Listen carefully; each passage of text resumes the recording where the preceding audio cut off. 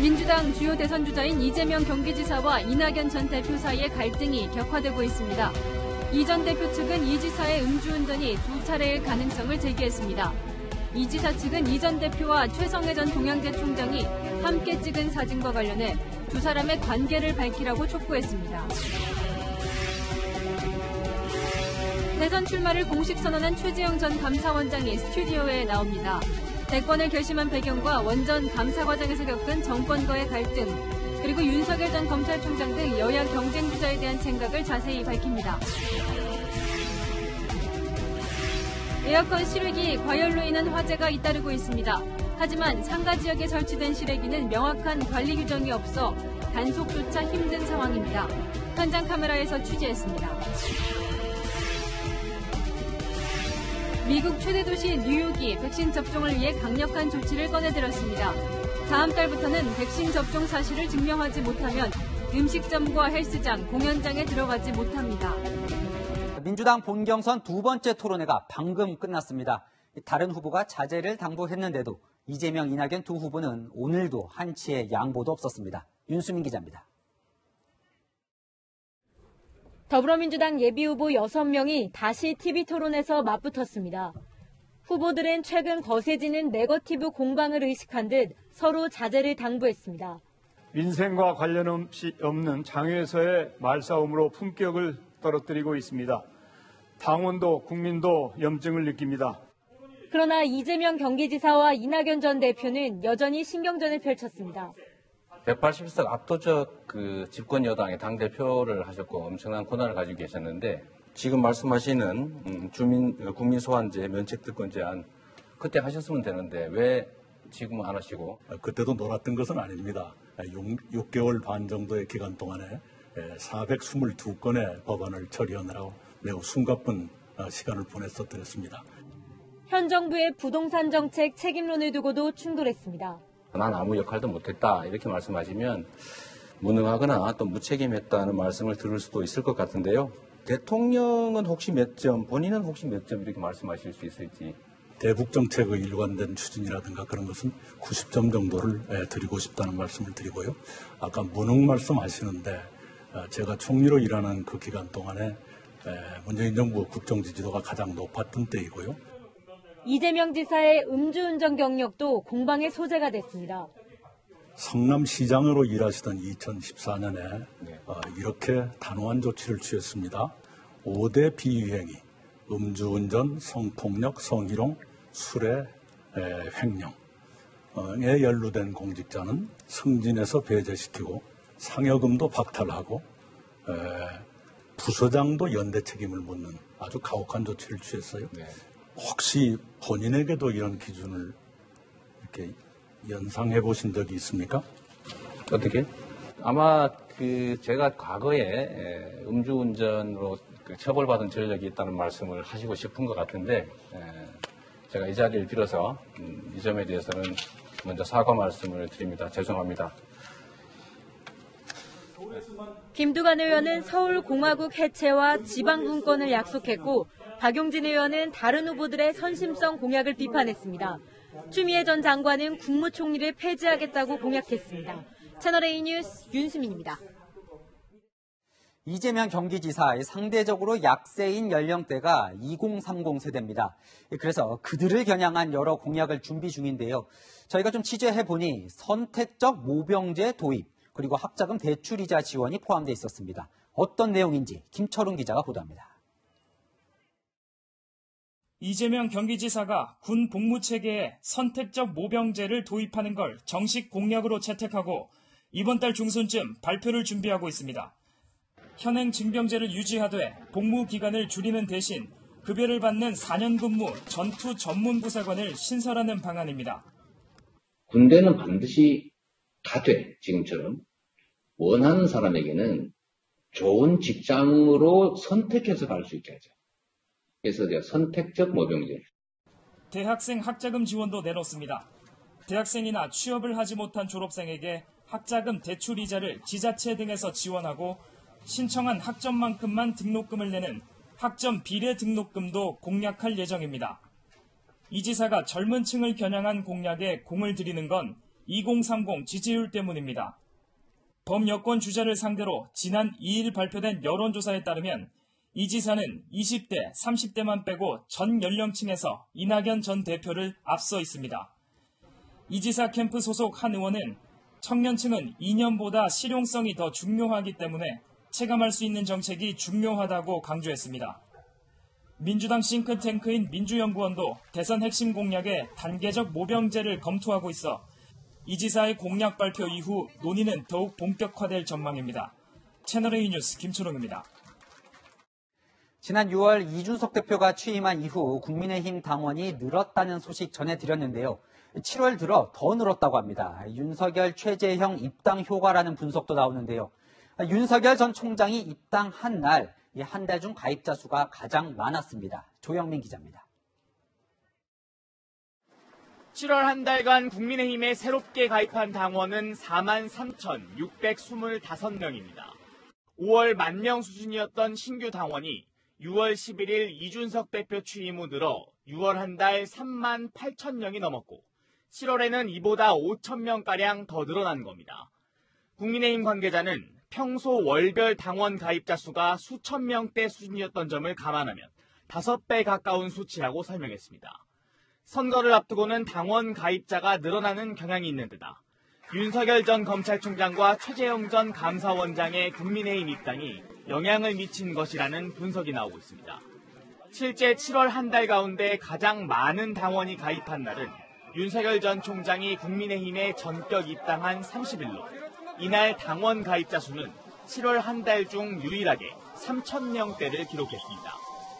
정권 교체를 위해서는 우리 제1야당에 입당을 해서 정정당당하게 초기 경선부터 시작을 해가는 것이 도리이고 연령대별로는 50대와 60대가 만여 명을 기록하며 가장 많았고 40대와 20대가 그 뒤를 이었습니다. 채널A 뉴스 조영민입니다.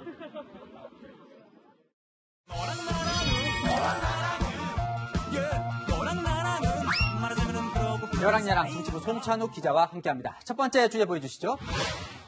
국민의힘 대선 주자들 같은데요. 어떤 봉사활동입니까? 네, 바로 반쪽 봉사활동입니다. 오늘 국민의힘 대선 예비 후보들이 쪽방촌에서 봉사활동을 했는데요. 왜 반쪽인지 영상으로 함께 보시죠.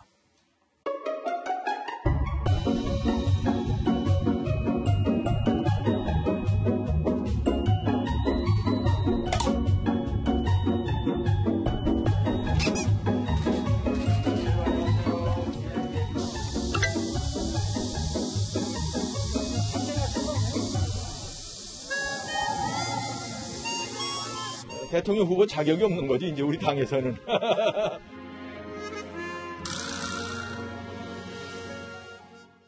그러니까 유력 대선 주자들이 없네요. 왜 안 왔습니까? 비슷한 시간에 윤석열 전 검찰총장은 청와대 앞에서 1인 시위를 하고 있던 권성동 의원을 찾았습니다. 홍준표 의원은 휴가, 유승민 전 의원은 지역 일정으로 불참을 했습니다. 그리고 최재형 전 감사원장은 오늘 대선 출마를 했으니까 거기에 그래서 못 갔겠군요. 네, 그래서 부인 이소연 씨가 대신 참석을 했습니다. 남편이 참석할 수가 없는데 봉사하는 건데 그래도 저래도 와서 돕고 싶어서 왔습니다. 여보 힘내요. 화이팅. 잘할 수 있어요.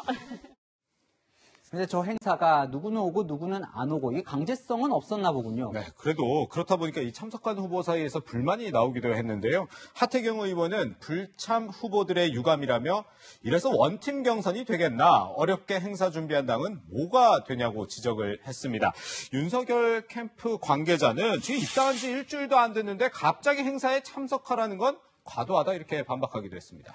어쨌건 이 반쪽 행사가 되면서 이준석 대표 주최를 했는데 심기가 좀 불편할 것 같습니다. 네, 이준석 대표 얘기를 한번 직접 들어보죠. 국민들에게 이번 경선 내내 봉사하는 자세를 임하겠다는 의지로 준비한 첫 출발의 이벤트에서 그것보다 중요한 것이 무엇일지는 아마 국민들이 좀 의아해할 것이다. 이렇게 생각합니다. 이 대표 측은 이달 말 후보 등록 후에는 당 행사에 불참하면 안 될 것이라고 못 박았습니다. 네, 다음 주제 보겠습니다. 김부선 대 최성애, 이재명, 이낙연 두 후보 측에서 이제 이들의 이름까지 등장했군요. 네, 사실 그동안의 여당 내에서는 거론하기 조금 껄끄러운 두 사람의 이름이 언급이 된 겁니다. 먼저 이낙연 전 대표 측 얘기 들어보겠습니다. 150만 원 벌금을 마셨단 말이에요. 이게 누범이 아니냐는 그런 자연스러운 의혹이 나올 수밖에 없고, 게다가 여배우가 그런 얘기를 또 하셨잖아요. 여기서 언급하는 여배우가 이제 김부선 씨라는 거죠? 네, 맞습니다. 김 씨가 어제 SNS에 이재명 경기지사의 음주운전 전과가 2회 이상이라고 주장한 걸 그대로 받아서 공격을 한 겁니다. 이 지사 측에선 차라리 김부선을 캠프에 영입하라고 하는 등 불쾌하다는 반응입니다. 사실이 아닌 것을 가지고 특정 후보나 아니면 김부선 씨가 하는 얘기를 계속 얘기하는 것은 제가 보기엔 적절하지 않은 것 같습니다. 그 다음에 이 최성애 전 동양대 총장은 그럼 이제 이재명 지사 측에서 이낙연 전 대표 측을 공격하면서 이제 꺼낸 그런 거죠? 네, 이낙연 전 대표와 최성애 전 총장이 함께 찍은 이 한 장의 사진 때문입니다. 근데 이 사진이 뭐가 문제가 되는 겁니까? 네, 최 전 총장은 조국 전 법무부 장관 부인 정경심 교수의 표창장 위조 의혹을 제기해 강성 친문 진영의 비난을 받고 있죠. 이재명 지사 측은 최 전 총장과 어떤 사이인지 분명하게 밝혀야 할 것이라고 주장했습니다. 이 전 대표와 친문의 간격을 넓히려는 공격인데요. 이 전 대표 측은 지난 총선 기간에 여럿이 함께 만난 뒤 기념사진을 찍은 것뿐이라고 반박했습니다. 최 전 총장과 어떤 사이인지 아무 관계도 아닙니다. 지난달 28일 원팀 협약식을 했는데 그 이후 감정 싸움이 금도의 선을 오가는 분위기입니다. 자, 아슬아슬하군요. 잠시 후 오늘 대선 출마를 선언한 최재형 전 감사원장과 이 스튜디오에서 인터뷰가 준비되어 있는데요. 국민의힘 경선도 아슬아슬할지 미리 좀 짚어보겠습니다. 야랑야랑이었습니다. 네, 코로나 확산이 잦아들 기미가 안 보입니다. 지속적인 백신 수급이 절실한 상황이죠. 정부는 내년도 백신 5천만 회분 계약이 마무리 단계라고 밝혔는데 전문가들은 이 정도 양으로 충분하지 않다고 지적합니다. 서상희 기자가 취재했습니다. 1, 2차 접종 완료 후 추가 접종을 위해 정부가 내년에 도입하는 백신은 화이자와 모더나입니다. 아스트라제네카와 얀센보다 연령 제한이 적고 변이 바이러스 대응에 효과적이라는 판단에 따른 겁니다. 도입 추진 물량은 6세 미만 아동을 제외한 국민이 한 번씩 더 맞을 수 있는 양입니다. mRNA 백신을 중심으로 지금 전 국민이 1회 접종하는 그런 양이 되겠습니다. 대략 5천만 명 정도를 생각하고 있습니다. 정부는 내년 도입 계약이 마무리 단계라고 밝혔습니다. 물량 배분 시기 등에 대한 논의가 진행 중인 것으로 보입니다. 하지만 전문가들은 내년 5천만 회분으로는 충분하지 않다고 지적합니다. 델타 변이보다 강력한 변이가 나타나 또다시 추가 접종할 가능성을 감안해야 한다는 겁니다. 수요가 많은 데 비해서 공급이 따라주지 못하기 때문에 많은 양을 선구매하는 것이고, 그렇다면 우리나라도 우리 인구수의 3배 정도 이상의 이러한 백신 수급을 미리 선구매하는 것이 필요하다고 생각합니다. 업데이트된 백신 접종이 필요하기 때문에 지금 2022년도, 2023년도까지 백신 확보를 서두르는 것은 반드시 필요하고요. 실제 유럽연합은 2023년까지 사용할 화이자 백신 18억 회분 구매 계약을 마쳤고, 대만도 2023년 구매 계약을 성사시키는 등 선진국들은 앞다퉈 백신 물량을 확보하고 있습니다. 채널A 뉴스 서상입니다. 코로나 격리병동에 입원한 할머니와 화투를 치고 있는 간호사 사진, 어제 저희 클로징 멘트에서도 전해드렸습니다. 의료진의 따뜻한 마음을 보여준 사진 속 간호사를 홍지은 기자가 만났습니다. 93살 할머니가 이수령 간호사가 일하는 코로나19 격리병동에 입원한 건 지난해 8월. 치매를 알아온 할머니는 고열로 기력이 떨어지고 낯선 환경에 불안해했습니다. 격리가 이제 막 되시고 나서 너무 불안해 보이고 이제 좀 위험해 보이고. 할머니를 안정시키고 치매 재활 치료가 이어지도록 짜낸 아이디어는 화투패로 그림 맞추기였습니다. 그래서 똑같은 그림을 할머니가 이제 찾아보시면은 이제 그거를 다 다져가실 수 있게 이제 계속 알려드리면서 했었어요. 아이디어를 제안한 주인공은 동료 간호사였습니다. 할머니랑 같이 산 지가 한 5년 정도 됐거든요. 할머니가 그림 그리고 한글 배우고 이런 것들을 많이 하셔서 뇌 브레인스토밍 이런 거에 좀 기억력 이런 거에 좋을 것 같아가지고. 화투 사진의 배경은 침대가 아닌 병실 바닥 위 매트리스. 높은 침대를 무서워하는 할머니를 위한 배려였습니다. 이렇게 치료팀의 보살핌 속에 할머니는 보름 만에 완치돼 퇴원할 수 있었습니다. 대한간호협회 공모전에 출품된 사진이 공개되면서 이수련 간호사는 환자의 마음까지 돌보는 의료진의 상징이 됐습니다. 이 땅으로 남게 돼서 정말 그냥 인생 사진이 이렇게 남는구나 이렇게 생각도 들고 아직도 좀 웃기지 않고 신기한 부분. 이 간호사는 알려지지 않은 다른 간호 인력들도 최선을 다해 방역전선을 지키고 있다고 말합니다. 각자 열심히 하고 있고 해가지고 그냥 그렇게 모두가 그렇게 하기 때문에 지금 이렇게 저를 다 이겨낼 수 있다고 생각을 해요. 채널A 뉴스 홍지은입니다. 올여름 강원도 동해안 상당수의 수욕장들이 코로나 전파를 막기 위해 문을 열지 않았습니다. 그런데도 찾아오는 피서객들이 적지 않습니다. 주민들 걱정을 강경무 기자가 들어봤습니다. 피서객들이 물장구를 치며 더위를 식힙니다. 이곳은 마을이 운영하는 소규모 해수욕장. 코로나 우려 탓에 휴가철 장사를 포기하고 올해는 개장하지 않았습니다. 하지만 찾아오는 피서객을 막을 방법이 없는 게 고민입니다. 해수욕장 주변에는 코로나 확산 방지를 위해 개장하지 않는다는 현수막까지 걸려 있는데요. 이런 안내도 무색하게 주차장엔 피서객들의 차량이 주차돼 있습니다. 몰랐어요. 여기는 한가했다.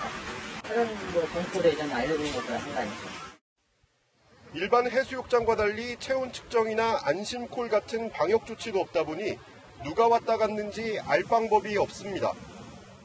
개장도 하지 않은 시골에 와가지고 수도권 사람들이 몰려와서 해수욕을 즐기니까는 주민들 한 사람서 불안해서 못 견디겠습니다. 물놀이 안전사고도 걱정입니다. 미개장 해수욕장이다 보니 안전요원을 배치한 곳은 일부에 불과합니다. 실제로 미개장 해수욕장에서 너울성 파도에 찔린 20대 여성 2명이 해경에 구조되는 일도 있었습니다. 올여름 강원 동해안에서 개장하지 않은 소규모 해수욕장은 9곳. 방역의 사각지대가 되지 않도록 조치가 필요하다는 지적입니다. 채널A 뉴스 강경모입니다. 네, 그 어느 여름보다 폭염이 길어지며 에어컨 사용이 많아지고 있죠. 매년 여름 반복되는 에어컨 실외기 화재, 올해 더 위험합니다.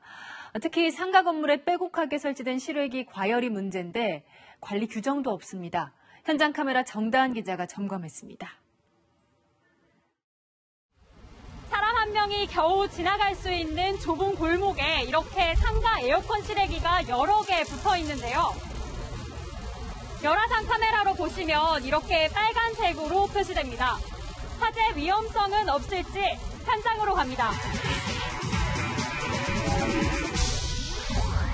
상가 밀집 지역인 서울 여의도의 골목마다 실외기가 다닥다닥 붙어 있습니다. 이렇게 실외기들이 밀집해 있는 곳들을 측정해보면 온도가 60도가 넘는 곳이 많습니다.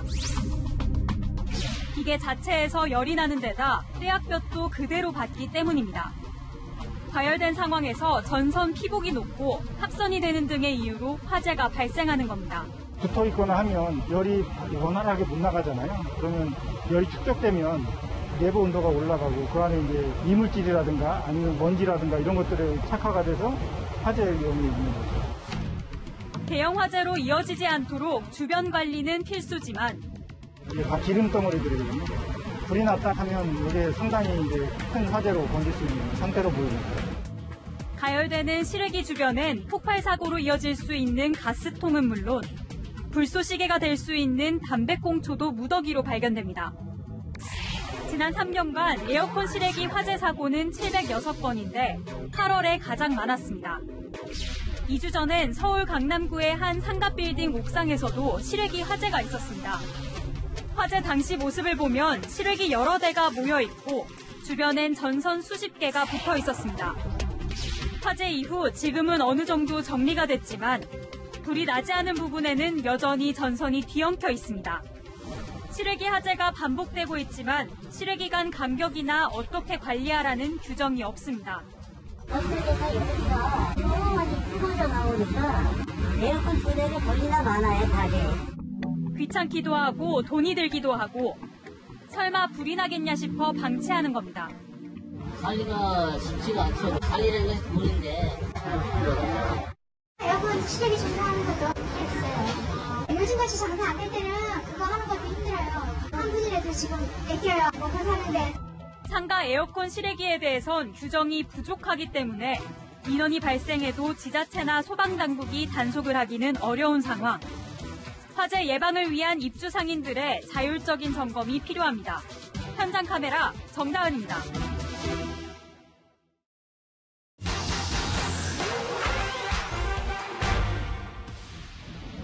오늘 팩트맨은 서울 방배동 음식점 거리에서 시작합니다. 요즘 이 주변 가게들에 이런 안내문 붙어 있습니다.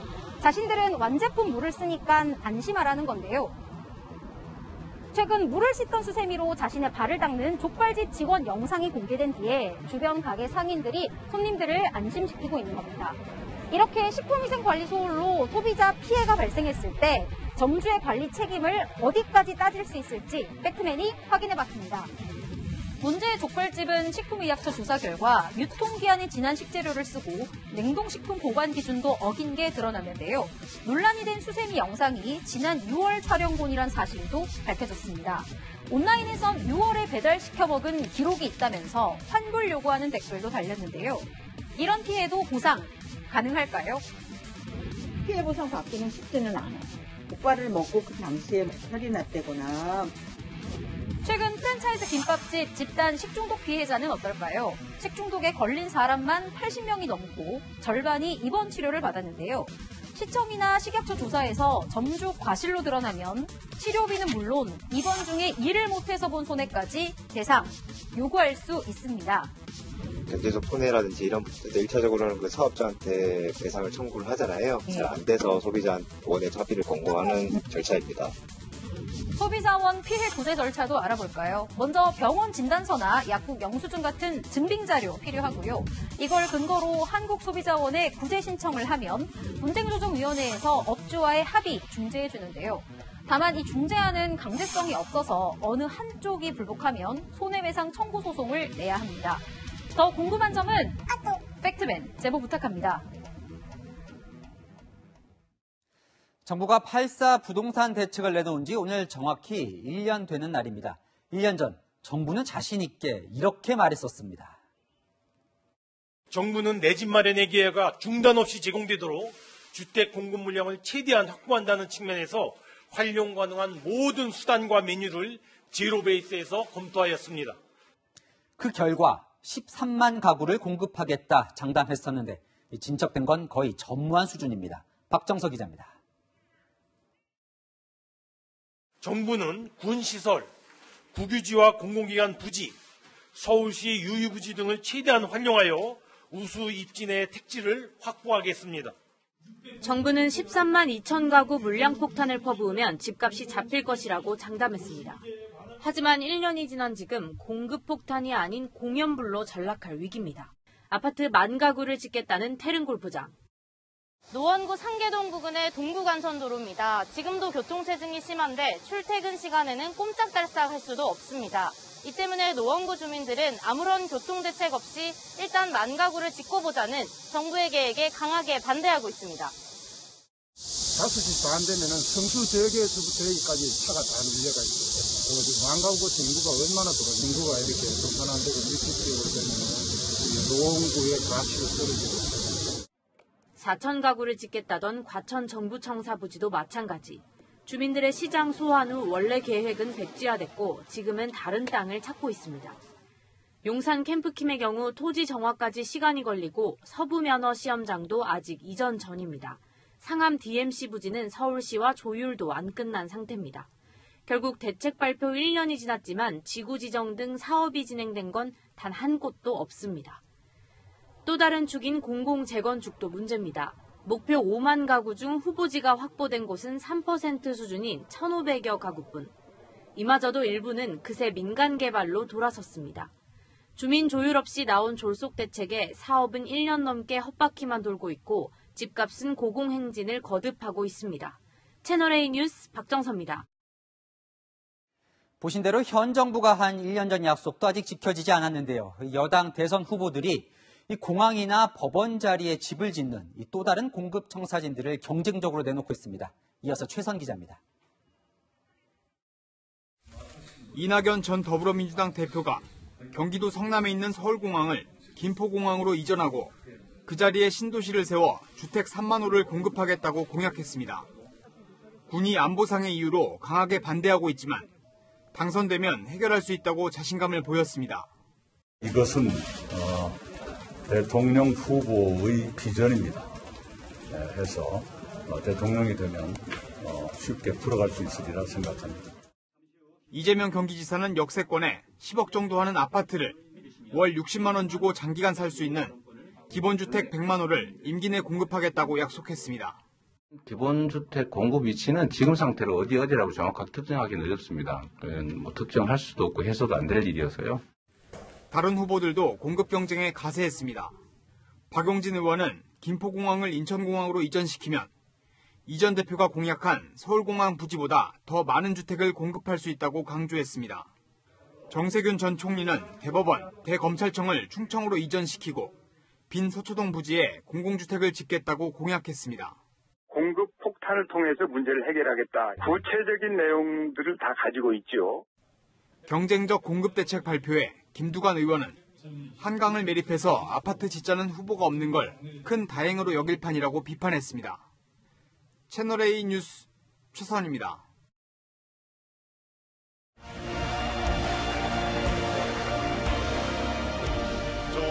최재형, 정의가 바로 세워진 나라, 국민이 마음껏 실력을 펼칠 수 있는 마음껏 대한민국을 만들겠습니다.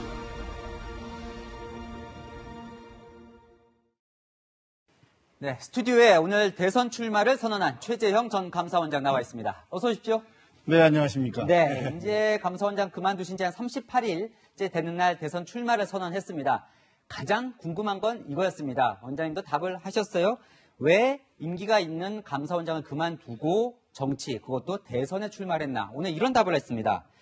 대통령 한마디에 국가의 정책이 적법한 절차를 거치지 않고 집행되는 걸 봤다. 이건 이 월성원전 조기 폐쇄, 이 감사와 관련된 건가요? 아니면 또 다른 건이 있었나요? 월성 1호기 조기 폐쇄에 관련된 사건입니다. 네, 이 사건이 그럼 결정적으로 정치를 결심하게 된 계기였다. 이렇게 봐도 되겠습니까? 그 당시는 제가 월성 감사를 할 때만 해도 네. 정치를 하겠다는 생각을 한 상황은 아니었습니다. 그게 벌써 작년 가을이었죠. 네. 작년 가을이었기 때문에 그때만 해도 제가 정치할 생각이 있지는 않았습니다. 네, 그럼 그 이후에 하지만 어쨌든 이 월성원전 조기 감사, 이 폐쇄와 관련된 감사를 하면서 뭔가 이 정권에 문제가 있다 이렇게 생각을 결정적으로 하셨다는 거죠. 그 원인 중에 하나가 되겠습니다. 네, 지금 아까 현 정권 비판하는 데 있어서 대통령도 일정 부분 책임이 있다고 보시는지요? 네, 아까 이제 대통령 한마디에 국가의 정책이 적법한 절차를 지키지 못했다 이 얘기를 하셔서 제가 여쭤보는 겁니다. 네. 저희가 그 월성 1호기 감사를 할 당시에 감사원법상 대통령은 저희 감사 대상이 아닙니다. 네. 그래서 대통령의 책임 부분에 대해서는 저희가 감사한 건 없습니다. 그러나 저희가 조사한 사실에 기초해 보면은 우리 감사 보고서에 지적된 것처럼 월성 1호기에 대한 월성 1호기 조기 폐쇄에 대한 대통령이 관심 있는 말씀 한마디에 네. 그 이후로 진행된 과정을 보면은 적법한 절차를 거치지 않고 무리하게 진행된 그러한 점은 확인했기 때문에 네. 법적으로 저희들이 대통령의 책임을 물을 수 있는 그런 상황으로까지 저희가 조사한 건 아니지만 국정의 최고 책임자로서 일정 부분 책임은 있지 않나 그런 뜻으로 말씀을 드린 겁니다. 현 정권 오늘 이제 강하게 비판하면서 대선 출마를 하셨는데 문재인 대통령에 대해서 좀 평가를 부탁드려도 될까요? 네. 부드러운 분이시죠. 그리고 사람들을 잘 이해해 주시는 분이라는 그런 이미지는 있는데 네. 대통령으로서는 전체적인 국정 운영의 모든 것의 최종 책임자이기 때문에 본인의 어떤 성품이나 이런 거와 관계없이 지금 현재 정부가 행하는 여러 가지 잘못된 정책들에 대해서는 최종적인 책임을 지시는 위치에 있지 않나. 이 정도 말씀드리겠습니다. 알겠습니다. 자, 또 오늘 이제 가장 기자들이 궁금해했던 질문이 이거였을 것 같습니다. 왜 윤석열이 아니라 최재형이어야 하나? 거기서 이런 답을 하셨어요. 자, 나는 분열 상태를 야기한 과거로부터 자유롭다. 정치적 부채가 없다. 그러다 보니까 그러면 윤석열 전 총장이 좀 분열의 책임이 있다는 걸 말하는 거냐. 이런 이제 해석이 나왔습니다. 어떤 뜻으로 하신 말씀일까요? 저는 지금 그 국론 분열이 됐던 여러 가지 상황들 있지 않습니까? 네. 그때 저는 그러한 상황으로부터 한 발짝 떨어져 있었죠. 국민의 한 사람으로서 바라보았고 작년 국론이 분열된 게 이제 뭐 탄핵, 적폐 수사, 그 이후에는 또 현 정부의 무리한 검찰 개혁 이런 것들이 모두 국론 분열의 한 원인이 됐었는데 네. 예, 저는 거기에 직접 관여하지 않았다. 그렇기 때문에 여러 정치적인 이해관계가 충돌하는 그러한 것으로부터 좀 자유로울 수 있다.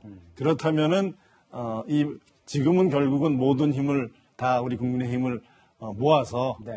보다 나은 미래로 나가야 되는데 과거에 얽매여서 미래로 나갈 수 없는 그러한 현실을 타파하는 데 있어서는 제가 그래도 어느 정도 역할을 할 수 있지 않나 이런 뜻으로 말씀드린 겁니다. 그러면요. 하지만 이제 지지율만 놓고 보면 사실 이제 윤석열 전 총장이 많이 앞서 있습니다. 하지만 국민의힘 이제 경선 후보 자리는 한 자리거든요. 네. 그러면 윤석열 전 총장보다 최재형을 선택해야 하는 이유를 뭐라고 설명하실 수 있을까요? 정권 교체에 누가 더 적임자고 네. 정권 교체한 이후에 이 나라를 좀 더 잘 이끌어 나갈 사람이 누구냐 네. 이런 기준으로 바라보시면 되겠습니다. 정권 교체를 위해서는 보다 안정적인 후보 네. 또 미래를 잘 설계해 나가고 국민들의 힘을 통합할 수 있는 네. 그러한 점에서 제가 뭐 비교 우위에 있지 않나 네. 이런 생각을 가지고 있는데 아직은 뭐 국민들께서 네. 저에 대해서 잘 모르시는 분들이 많아서 네. 앞으로 이제 선거운동 과정을 통해서 저희 생각과 제가 생각하고 있는 미래에 대해서 말씀드리려고 합니다. 네, 자 이제 경선이 본격화되면 이제 민주당의 경우에 보면 자, 아주 후보들끼리 치열한 네거티브 지금 공방을 벌이고 있거든요. 네. 국민의힘도 이제 윤석열 전 검찰총장이든 뭐 다른 후보든 자 이제 네거티브 뭐 공격 이런 거는 검증 이런 걸 안 할 수는 없지 않겠습니까? 어떻게 좀 하실 생각이신가요?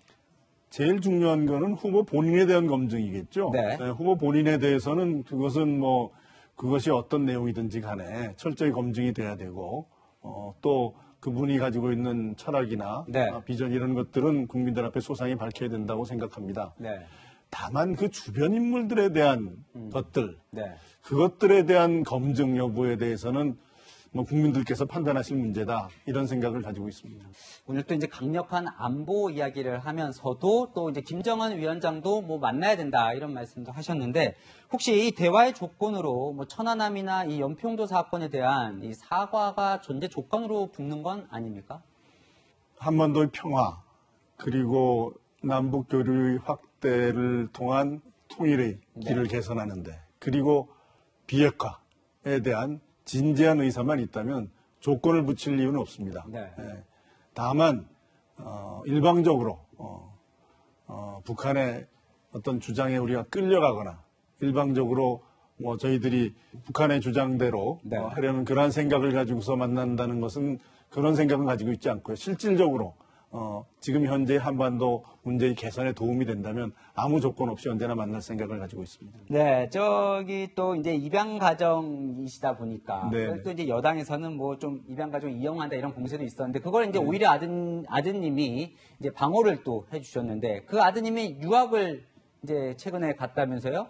가면서 네. 이제 아버지는 이제 출마를 하는데 혹시 뭐 해줬던 말은 없나요?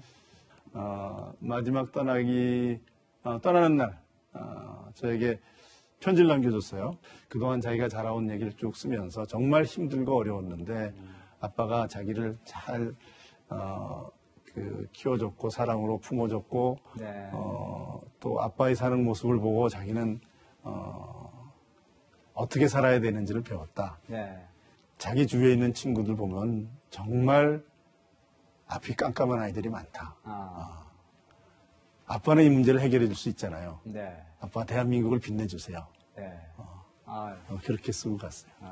큰 힘이 되겠네요. 네. 네. 그리고 사실 이제 대선 출마를 고심하던 시기에 아버지께서 이제 돌아가셨는데 유언이 화제가 됐죠. 대한민국을 밝혀라. 네. 그런데 또 저희가 들은 바로는 원래는 정치를 좀 하지 마라 이런 이야기도 하셨던 걸로 알려졌는데 어떻게 좀 설득을 하셨습니까? 아버님께 말씀드렸더니 신중하게 생각해라 하셨지만 제가 그래도 나라를 위해서는 제가 해야 될 일이 있을 것 같습니다. 그렇게 말씀을 드렸더니 싸우면 이겨야지 그러셨어요. 그래서 제가 아버님께 다시 여쭤봤죠. 걱정되지 않으세요? 그랬더니 아무 걱정 없다. 네. 그러시고 운명하시기 직전에 뉴스에도 나왔습니다만은 소신껏 해라. 이게 저에게 남기신 마지막 육성이셨고 네. 이제 운명하시던 그날 저희가 아버님 뵀더니 이제 A4 용지에 마지막 힘을 다해서 쓰신 내용이 대한민국을 밝혀라 이렇게 쓰고 운명하셨습니다. 아마 아버님께서 마지막으로 그래 네가 정치를 한다고 했으니 한번 내가 소망했던 대로 이 나라 한번 바로잡아 봐라. 그런 마음으로 마지막 유피를 남기신 거라 저는 그렇게 생각합니다. 네. 자, 마지막으로 최재형이 만들고 싶은 대한민국은 어떤 나라인지 저희 시청자분들에게 한번 말씀을 해봐 주시죠. 네.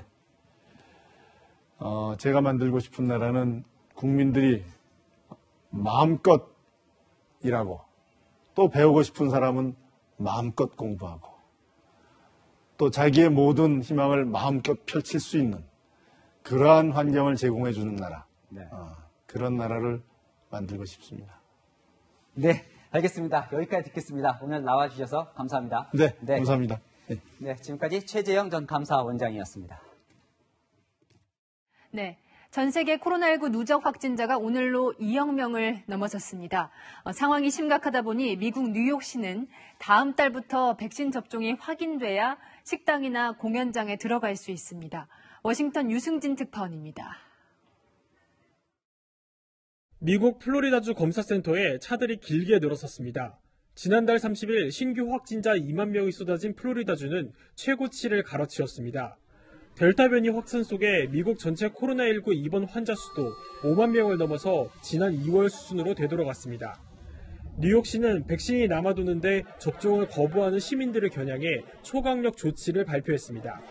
다음 달 중순부터 백신을 한 차례도 접종하지 않은 시민들은 식당과 헬스장, 공연장 등에 입장할 수 없습니다. 주요 실내 시설마다 이른바 백신 패스 제도를 도입하겠다는 겁니다. You'll have the key. You can open the door. But if you're unvaccinated, unfortunately, you will not be able to participate in many things. 앞으로는 제가 들고 있는 종이로 된 증명서나 백신 접종을 증명하는 스마트폰 화면 등을 보여줘야 주요 실내 시설에 들어갈 수 있습니다.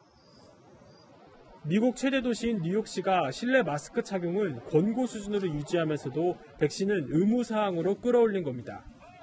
앞서 백신 패스 제도를 먼저 도입한 프랑스 등 유럽 일부 국가에선 반대 시위가 이어지고 있습니다.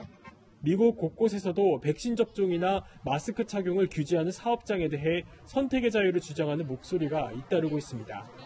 워싱턴에서 채널A 뉴스 유승진입니다.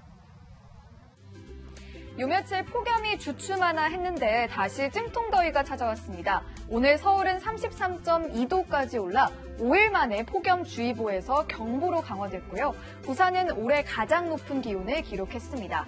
현재 전국 대부분 지역에는 폭염 경보가 내려져 있는데요. 내일은 오늘보다 더 덥겠습니다. 한낮에는 서울이 34도, 대전과 대구는 35도로 예상되고요. 끈끈한 날씨에 체감온도는 더 올라가겠습니다. 내일도 작은 우산은 필수 준비물이 되겠습니다. 오후부터 대기 불안정으로 소나기가 내리겠는데요. 전국 내륙과 제주에 5에서 60mm로 지역별 강수량의 차이가 크겠습니다. 올림픽이 열리는 도쿄는 우리보다 더 뜨겁습니다. 내일도 체감온도 40도에 육박하는 가마솥 더위가 예상됩니다. 모레까지 소나기가 자주 지나겠고요. 절기 입추인 주말에는 전국에 비가 내릴 전망입니다. 날씨였습니다.